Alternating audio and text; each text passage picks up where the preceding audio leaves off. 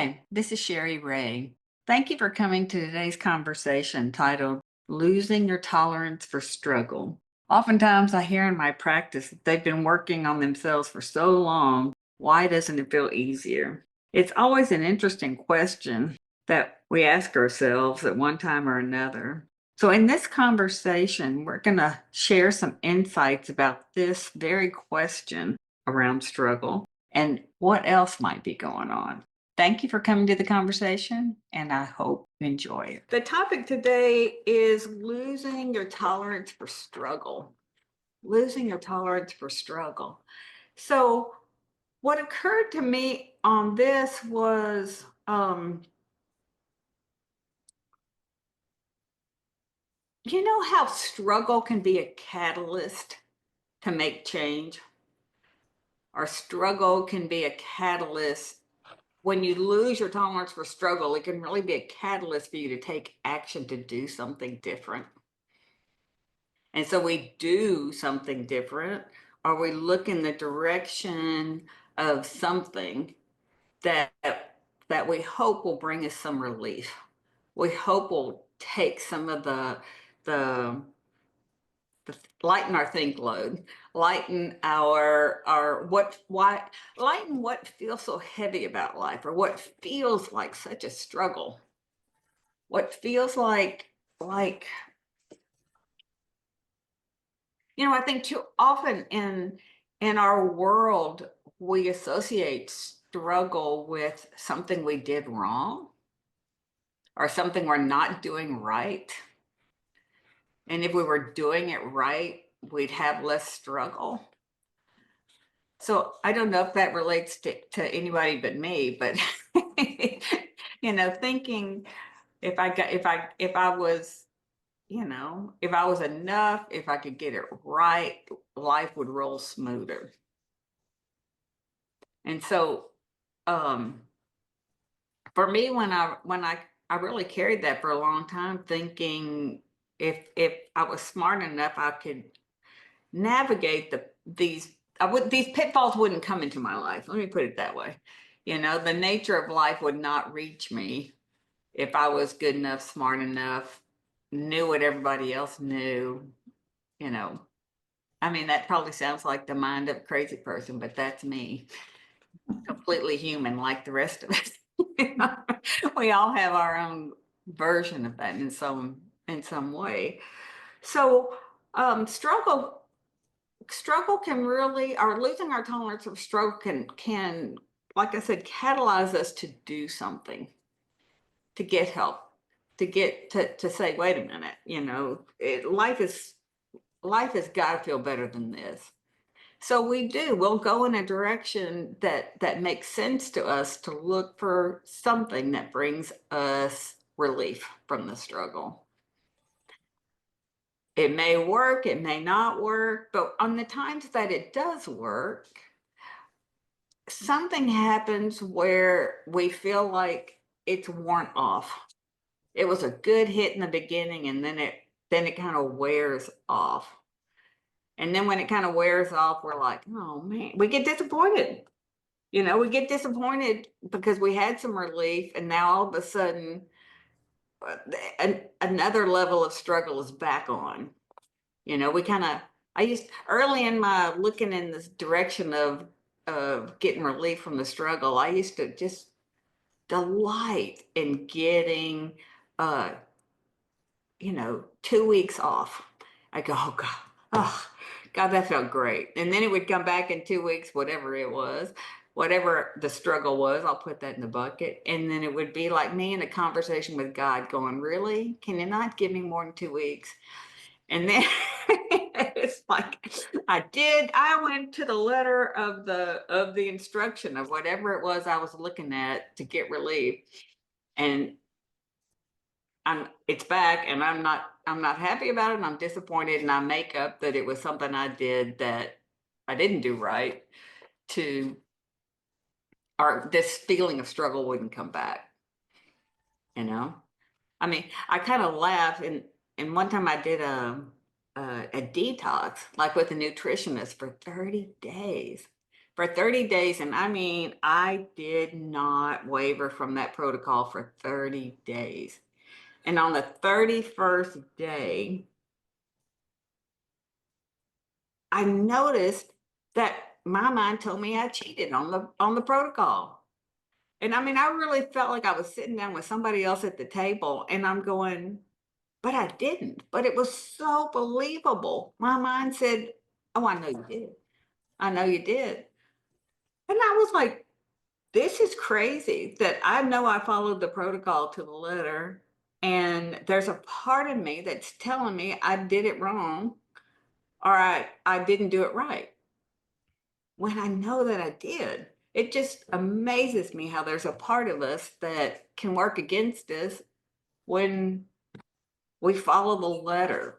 We still don't get an A plus in the in the department before the struggle comes back with what causes our struggle. You know, that part that kept telling me, no, you didn't do it 100%. You're not one of those people that can stick to it 100%. But I knew I had. The facts were I knew I had, and it didn't bring relief. I followed it to the letter, and it didn't bring relief. So, like when we try these things and we get some relief, it comes back. We get discouraged, possibly get discouraged because it wasn't a one size fits all fix all. And sometimes when we do get relief, and we ride like I told you, like I'd have 2 weeks and then the struggle would come back, I would be even more intolerant of the pain because I got a feeling of how good it could feel for those 2 weeks without the struggle. Mm. You know, it really felt great. It felt great. And then you feel like you lose it and then you want it back. And then you want it back. Now, something that's really good to know is that when you get those respites from the struggle, when it comes back, you have less tolerance for struggle because you've touched your true nature, a quieter place within yourself, a more peaceful place within yourself. So it can feel like you're not getting it right. But the truth is, we just get less tolerant because we're used to feeling bad. Do you ever notice how you get used to feeling bad?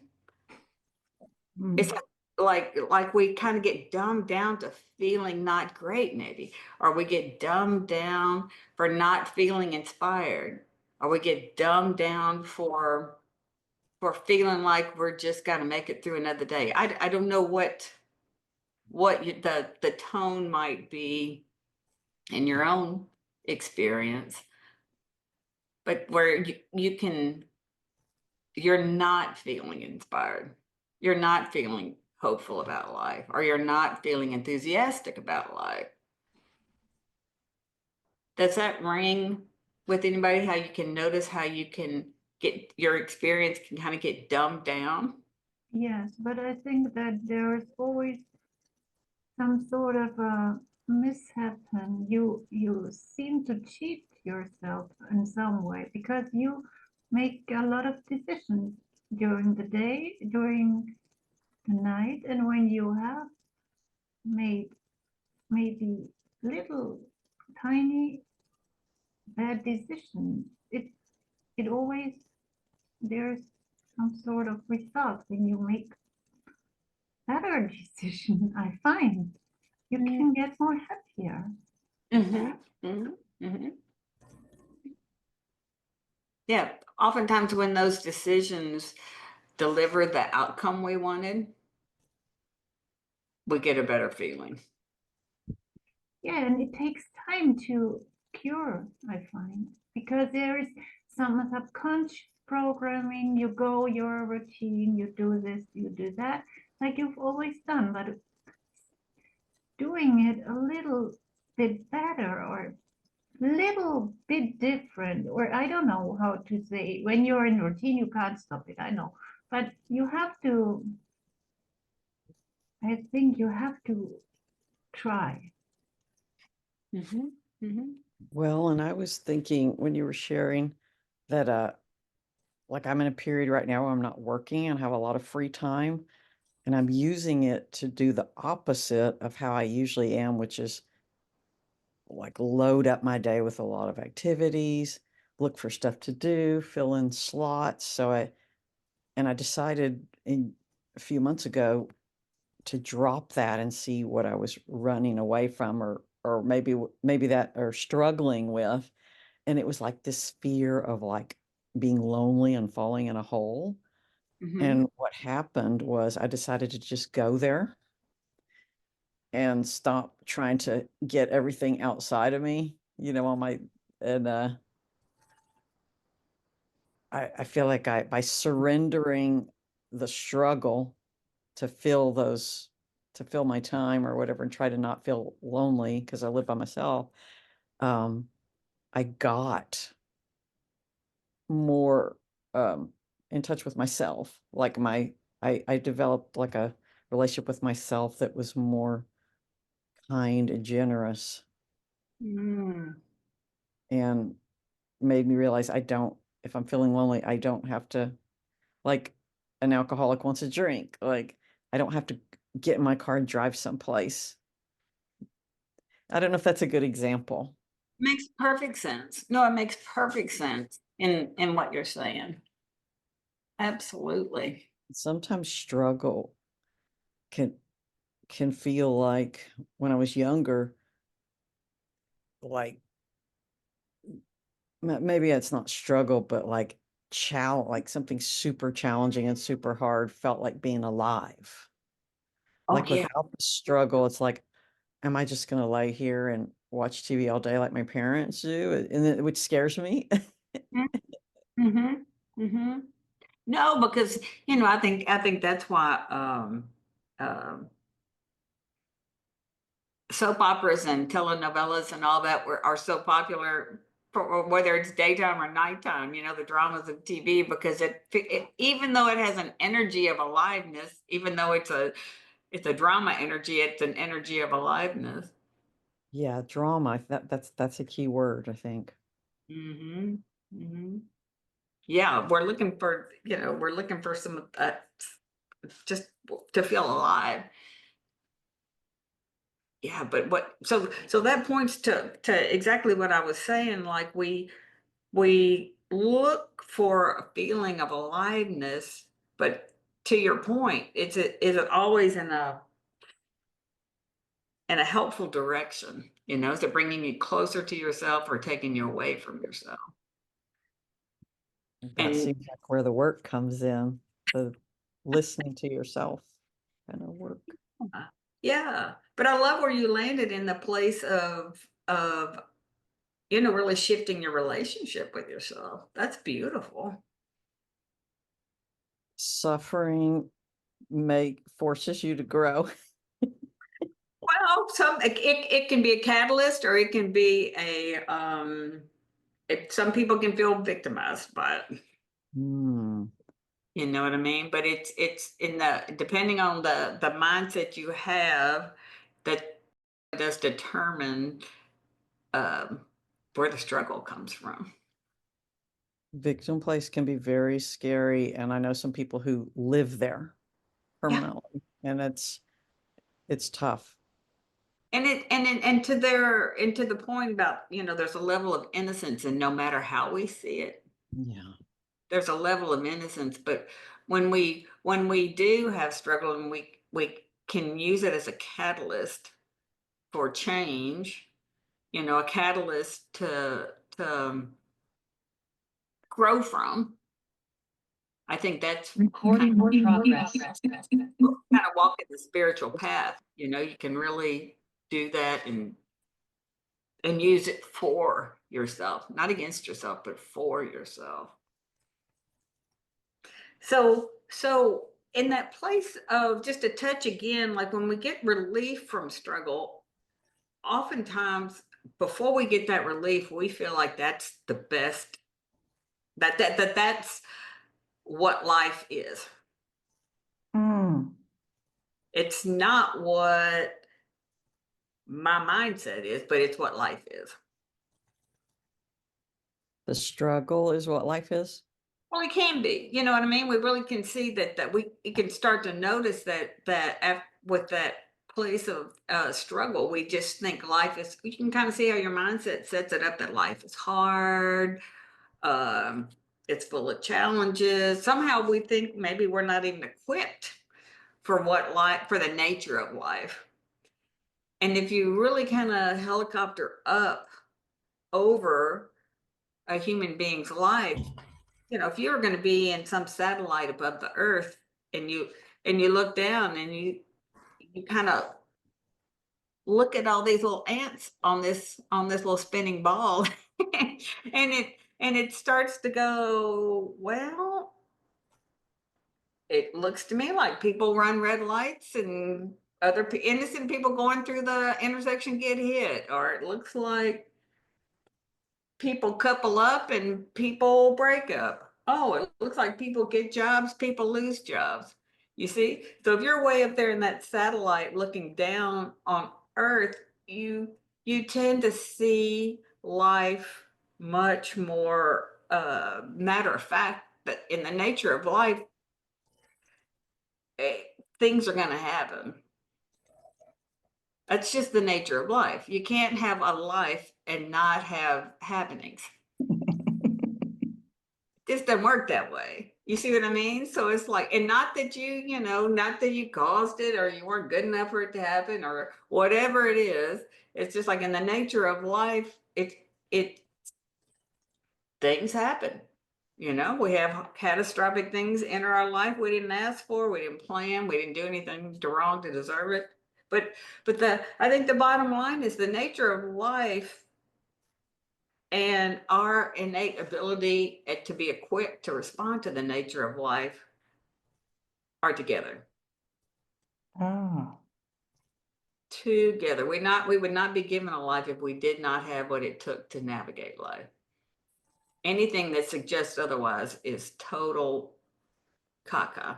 It's a head game that we play, that we were either handed down through the generations or education system or whatever. Somehow a lot of us got disconnected from the knowing that we have what it takes, because we were given a life. So of course we have what it takes to navigate this life, or we have the wisdom to know where to look for the solution. But uh, Yeah. navigating the life can sometimes be a struggle. And I think that for a long time, I had this idea that life was supposed to be easy. So what's wrong with me that it's a struggle? And instead of seeing it as part of the process, Yeah. I don't know. No, that's perfect, because that would be one of those concepts that uh, that we carry, that and I would say even life could be easy is a mindset too. You know, I don't know how you define life could be easy. If that meant that nothing would occur that I didn't want to happen. When you said it would be easy, how was it set up for you in your mind? I think she numbed out about things and she didn't deal with them, just buried them. And I think she was really depressed, but I don't know. I know Mm-hmm. one thing that has struck me is the daughter of a close childhood friend of mine is a writer, and she just published a piece in the Cut, the Substack, the Cut. Anyway, and it's autobiographical. And so I'm reading this, and it's this look into her family growing up. Her mother's my friend. And it's a whole side that I never saw or knew, that it's almost like she's revealing family secrets. Mm-hmm. So I read that just this morning. I read it and I was like, I'm still trying to process that. But then at the bottom of at the end of the article, they have links to other, if you enjoyed reading this, here's more other writers. So I went down that rabbit hole and read somebody else's piece that just,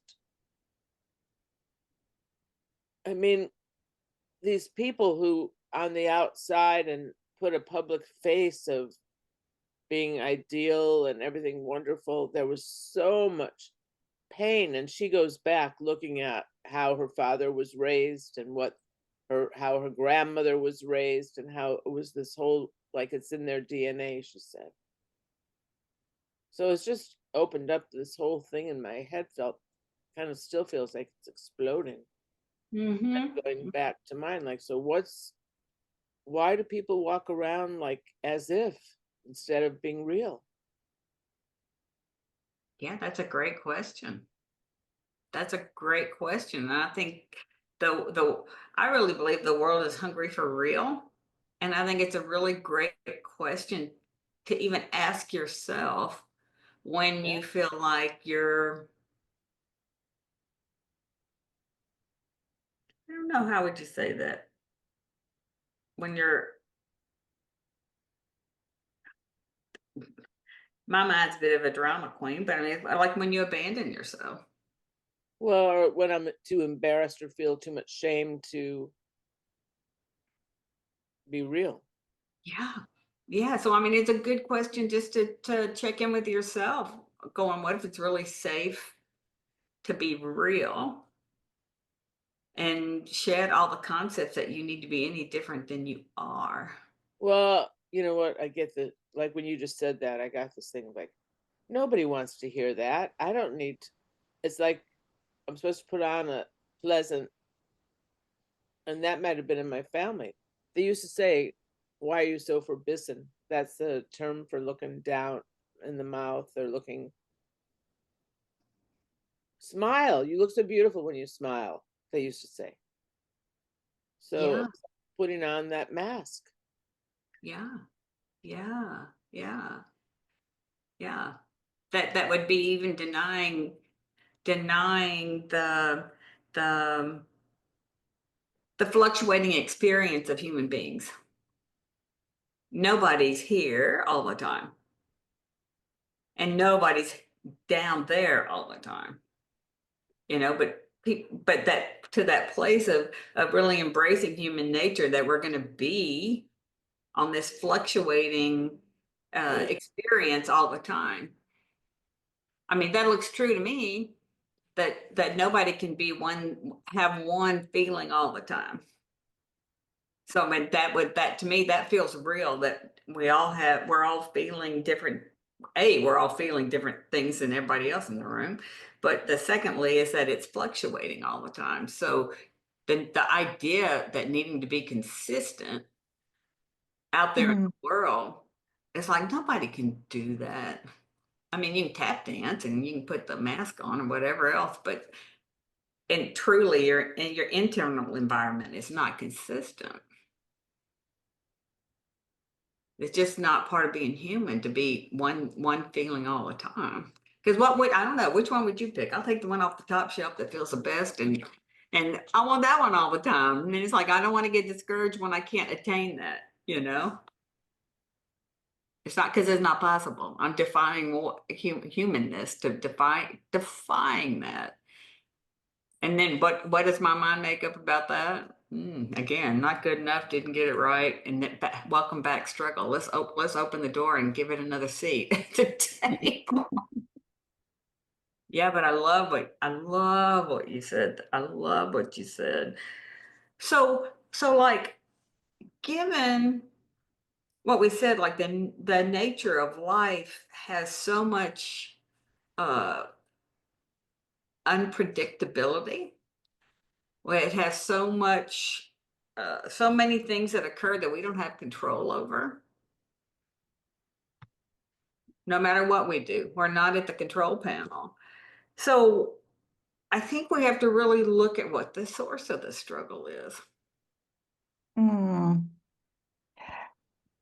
We have to really go to where the seed is of struggle. It's, Maybe different, there may be different aspects, but one source can be fear, I think. I'm thinking now, my husband was diagnosed with mild dementia. So far, everything's okay, but there's like a fear, like, uh-oh, what do I have to do? What do I have to learn? I'm afraid what's going to happen. And but that attitude brings struggle rather than taking everything, as it is every day, or acceptance. Maybe it needs more acceptance of this is part of life. I have to learn things and I will learn things, but maybe it's a fear of the unknown. Will I be able to handle it? Absolutely.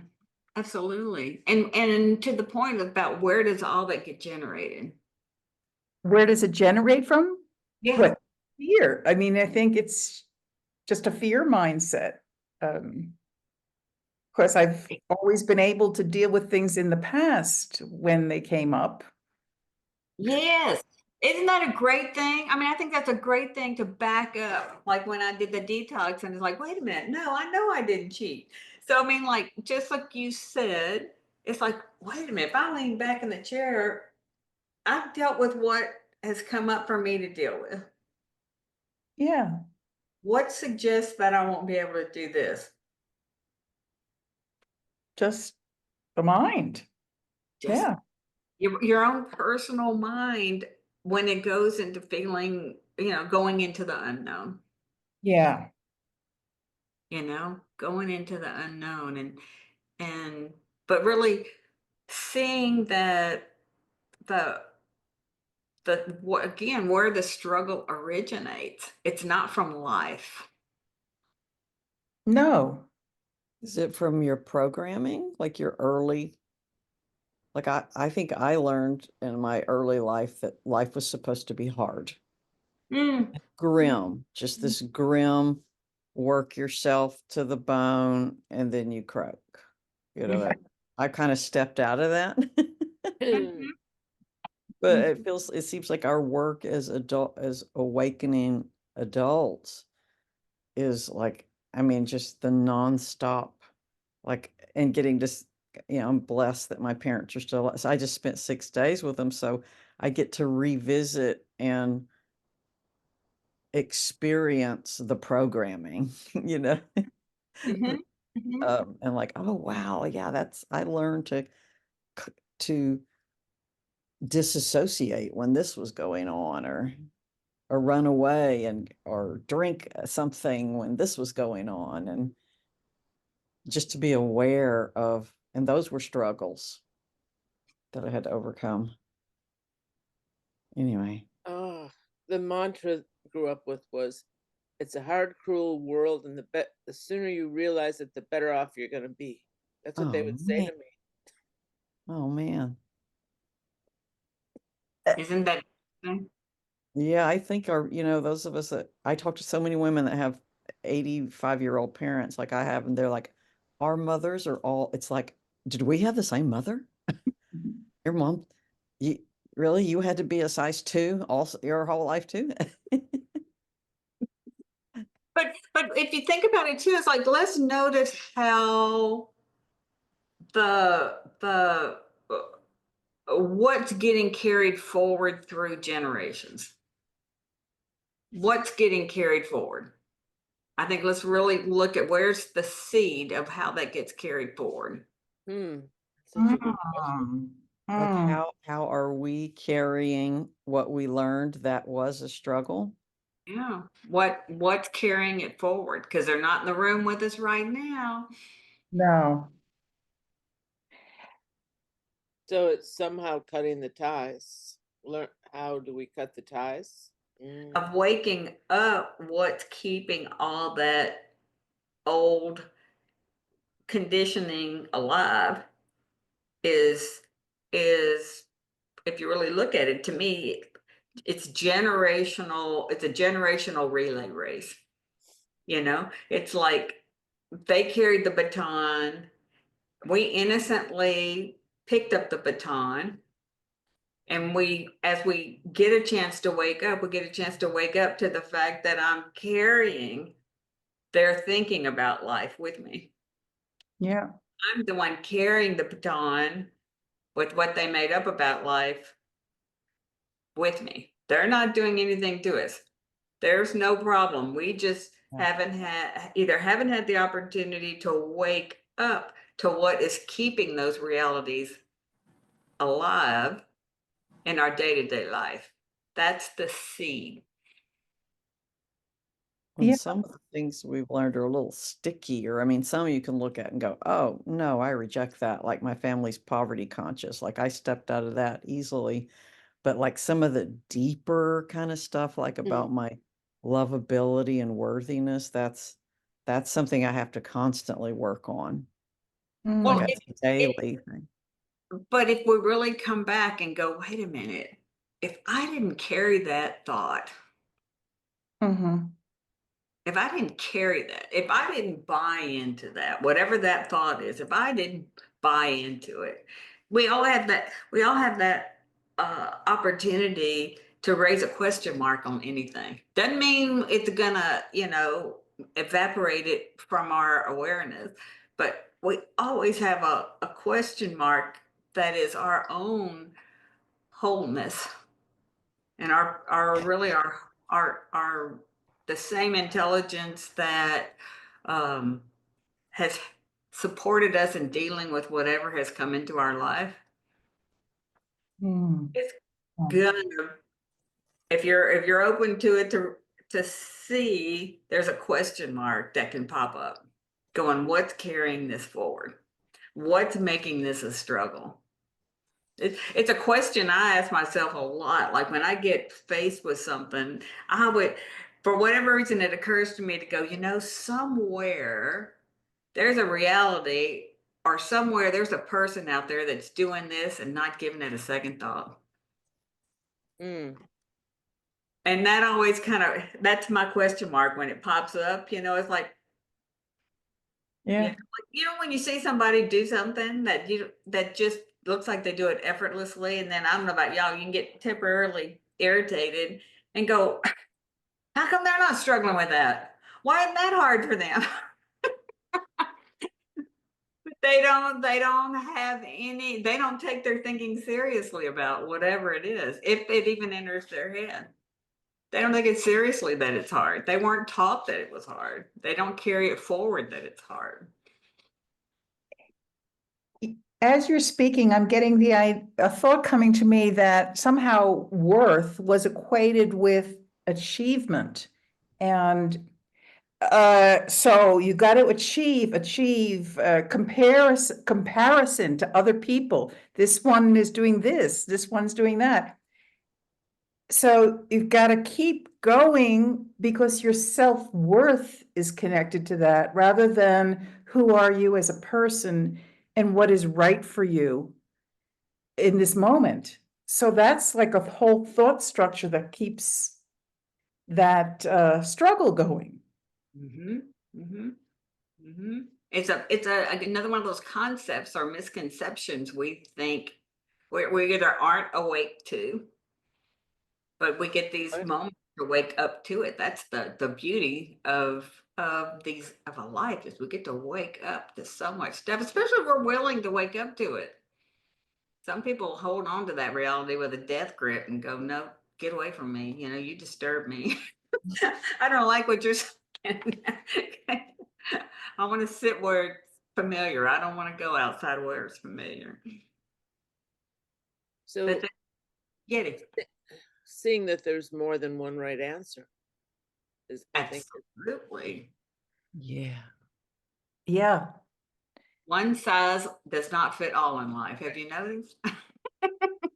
you know, last night I was at this event, and I was talking to this. I came with this other woman, and so I was talking to this guy there, and then she came over to tell me that, oh, there are these books over here, and you might want to see these books, blah blah blah. And the guy I was talking to said, she walked away. Then I said, I'll be there shortly, and she walked away. And this guy said to me, I just find her so annoying. And so, and I don't know either of them very well. So I thought, I didn't say anything. I just, okay. Then I left with this other woman who drove, I was in the car. And so we were driving, she was driving me home. And she said to me, I went over to talk to you because I thought you might want to break free of him. I find him so annoying.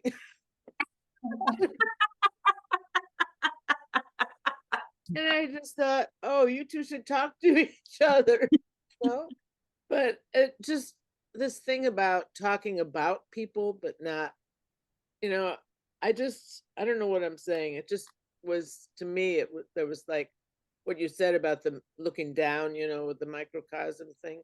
I Mhm. thought, wow, here are two people who, I see them both as fine, no, I'm not looking for a deep, intimate relationship. Just, it was an interest group, a photo interest group, I love that. how people are so judgmental. And I mean, I don't know. Well, one of the 4 agreements is people are only ever talking about themselves. Oh, wow. That's what came to mind to me, Yeti. I was like, I mean, when I think about comments that were made to me as a kid, where I took them with a dart and a deep, sharp arrow right into my heart to accentuate my defects, you know what I mean? And I look at it now, and it's like if somebody were to say, who I really find you annoying, I would look at them and go, what has that got to do with me? Uh-huh. It's got everything to do with what you make up about me, but it has nothing to do with me. Me and a girlfriend have this thing where we say, when somebody says, you're being an asshole, we say mirror, which means look in a mirror when you say that. Uh-huh. And I think about what you were saying, Sherry, like my grandma used to tell me and my sister, when we were like 5 years old, she said, she used to go, y'all are hateful, telling little tiny kids that. And we were like, we didn't know what she, like she just, that was, and then when I grew up, I'm like, that was her stuff. But I think I internalized it for, probably till I was like till I started working on myself, like that Yeah. I'm hateful, that I have hateful qualities. And I think I became a little bit hateful because I was told that by this old lady. But I There's love no what you good see. in It says that. everything about where her state of mind was and nothing to do with these little innocent human beings that are standing in front of her. Yeah. It's shocking to me now. Like she was 20 years younger than I am now, like telling a 5-year-old that they're hateful, Yeah. Yeah. As a mother of 2 who at some one time in their lives were 5 years old, to call a small child hateful is not the worst thing you can do. But not to let your grandmother off the hook, but because I also had a grandmother that left an impression on me. But you just do the best you can when you're where you are at the time. And I just, yeah, I sometimes wonder why my kids even speak to me. So there's that perspective. Mm-hmm. I'm appreciative that they do, though, because they're very gracious individuals. But I think that same point is like, it's like if coming back and to take 100% responsibility for what I'm perceiving as struggle. I mean, really, to take it back to the seed, knowing that if you feel like something's a struggle, you take it, you claim it 100%, knowing that there's something in your mindset that is making this a struggle. It could be a challenge. It could be an invitation. It could be anything, but it's not life. There's nothing outside of us that determines struggle. Nothing. Yeah. Nothing. Say that Nothing again. outside of us is going to guarantee me struggle. Nothing outside of us. That's why you got to go to the seed of struggle. Go to the seed of struggle, knowing that you might innocently, like we're talking about, innocently be carrying a concept that told you life is hard, told you if X happens, that's struggle, told you, we don't, to let that be kind of a flag that says there's an option in that struggle. There's an option. There's another experience available. We may not know what it is, but taking responsibility that I'm seeing it as struggle. There's something to learn from the struggle. Well, it's something to question. Like I'll say, like to Lynn's point, when confronted with a diagnosis, and at the moment it's okay. At the moment it's okay, and then maybe and that was a few moments ago, but even now in this moment it's okay. So it's like, well, wait a minute, maybe I can just be much more in the here and the now, and not assume it's going to be struggle. We make, like y'all said a while ago, like, we were taught to put your head down, go to work, and life is hard. You know what I mean? And how much of that we're loaded down with, whether it's about life, relationships, whatever your hot topics are, money, whatever the hot topics are, you got to go back to the seed of what's seeing it that way. And do you choose to continue to see it that way?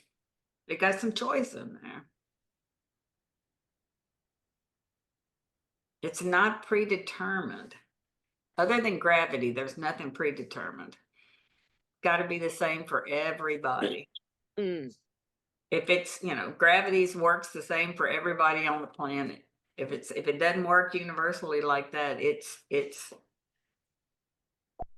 the seed's up here.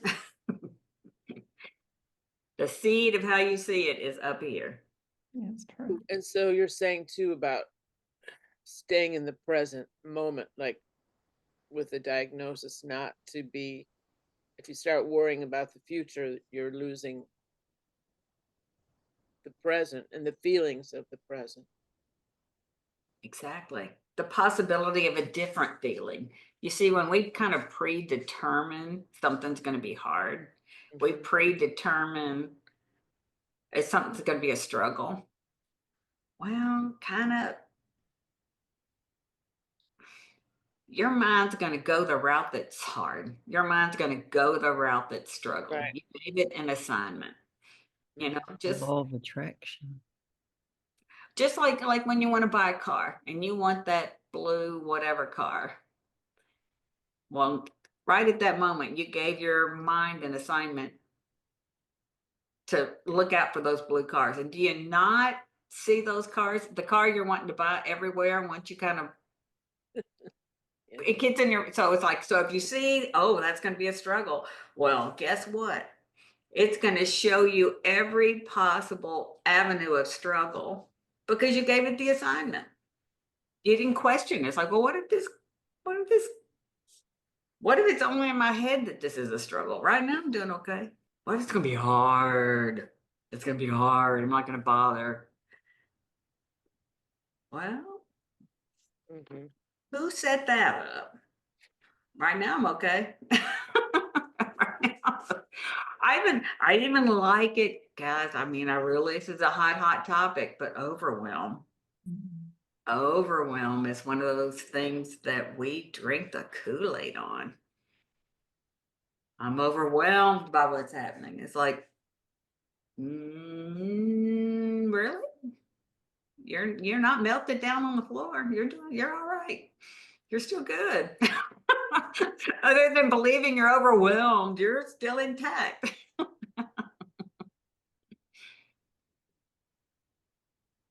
I don't know. Does anybody like the feeling of overwhelm? I haven't met anybody that likes the feeling of overwhelm, which is believing in overwhelm. You gotta believe in it for it to be your experience. Just think of how much stuff we believe in and never questioned. I like what you said about innocence and people are being innocent, because that's been such a key in, for, seeing the programming you got, like just seeing it as innocent, like these people are innocent. Yeah, they got Awesome. downloaded. They got downloaded and carried. You know, they didn't know they had the option to not carry it forward. All the stuff that causes us struggle and suffering and pain, they didn't know they could put it down. As we're talking, I'm realizing there was this concept of shoulds, especially for my mother, how things should be, how you should be. Now, the last session you did around Christmas time, you said we could choose our reality, but I found that I felt overwhelmed. I tried to be but I was tired, but I shouldn't be tired. I should be social. But I was just tired. But it's this should of how we should be rather than the reality, just the individual reality. That's a whole big driver, I think. The Huge. fighting, the struggle to be something when you're not in that place. Yes. I have a big thing in my life right now where I should be over this by now. Yeah. And when I let myself just be like, no, I'm going to stay away from this until I feel it feels right in my body. Mm-hmm. Mm-hmm. That shows up so often in around grief. You know, grief is such a one size does not fit all. It is and grief for all kinds of things, not just loss of life, just things that were here that aren't here, or things that shifted and changed. And it's that it doesn't work like gravity. It's like it's like, okay, in 14.2 days this will move on. That's just because that's the way it works. It's like, well, guess what? That's not the way it works in truth. So I mean, think how big that ocean of shoulds is that we carry. But to come back, you can really come back. I think, to me, the key is coming back and relaxing with the truth that you're okay right now. If you really come back and check in right here, right now, you're okay. Everything's fine. May not be the way you want it, but right now you're okay. All the time, you really are okay. Even if you don't like what's happening, even if you don't like what's happening. And if you don't like what's happening, you're not required to like it, but you can see that the seed of not liking it is you think it shouldn't be happening, or that it's wrong, and that you carry that. No harm, no foul, but go back to the seed. It's like, well, but it is happening. Yeah, but I don't like it. It's like, yeah, but it is happening. Well, I don't have to like it, but I don't have to give up my peace over it either. I've done what I can do about it. I can come back to peace about it. I can come back and take a breath. I don't like it. It's not right. I didn't deserve it. I didn't do anything to cause it. I don't like it. Okay. But I'm not gonna hate myself over it. I'm not gonna give up my peace for it. Or I can just come back and even give me one drop of relaxation. One drop will go to an ocean at some point. Just at a drop at a time. You're not a problem. Nothing about you is a problem. even for jerks who say, you know, who you are bothers me. It's like, oh, it says everything about you and nothing about me. Says everything about someone's thinking. It says nothing about the individual. That's kind of getting it thrown up on. It says everything about their mindset. And you can kind of look at it as, oh yeah, that's what their mindset's saying. It doesn't have anything to do with me. Yeah, and the thing is, it as a child, I don't think children are capable of that.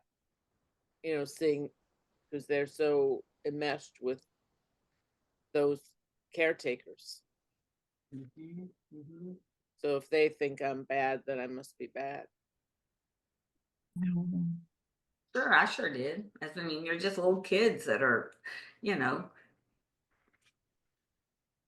they're just out there giving love, thinking, you know, they haven't learned that people are going to throw up their thinking on them at some point. But that's helpful to even get that in my head, because then I absorbed all those layers as a kid. So that's why it's taken all this time to strip that. Yeah. Like Yeah. taking an old piece of furniture and getting off all that, those varnishes that were. Yeah, to strip all that stuff off. So knowing that if you're the one carrying it, you're the one that can put it down too. And then Who's sometimes been one when of my best teachers is my daughter, How so? because you know, I see how she has a great ability to set boundaries. I never did. You know, I let people walk all over me. And I just sit back and watch her, and how how she handles things. I'm impressed. Mm-hmm. Mm-hmm. But we have to know too, Yeti, in so many ways, it's not a fault of ours. Hmm. It's not a fault of ours. It's just, I love the example of like what made sense, what medical practices made sense in 1950 did not make sense in 2025. Okay. Right. So the level of consciousness that we were raised in, we've carried a whole lot of that. You know what I mean? So there's no possible way we can have the consciousness that we can't expect ourselves to have had the consciousness when we were 25 that 25-year-olds have now. You know, Yeah. there's an evolution of humanity that, so not, I say that to not be hard on yourself, because it's like, you go, man, I don't know why I wasn't smarter at you know, Hmm. 35 as these, they're so savvy. It's like, well, you couldn't have been, there's a different consciousness. Just like we look at societal consciousness, and it's like what was acceptable 35 years ago is just like, oh my God, that it has evolved where we have gained understanding and we wouldn't do today what we did. But that was over time. It wasn't a fault of, it's not personal. So thank you for listening to today's conversation on losing your tolerance for struggle. I hope that you gained some information about the struggle as a catalyst, struggle as a mindset, really questioning and going back to really the seed of where the struggle began. And I think most importantly, or second most importantly, is taking responsibility, 100% responsibility for seeing it as struggle. That's oftentimes a big, big, big pill to swallow, but it's good to see because that gives you relief from struggle. It shows you have options, you have choices. There's the potential for it not to be written in stone. And then last of all, just really seeing that in moment to moment, you're good. Moment to moment, you have a chance and an opportunity to take a breath and relax. And anytime we relax, we even make it easier for fresh information to reach us. So thank you again for listening. This is Sherry Ray. If you'd like to explore working together, please reach out, Sherry@sherryray.com, and we can have a conversation to see if working together makes sense. Take care.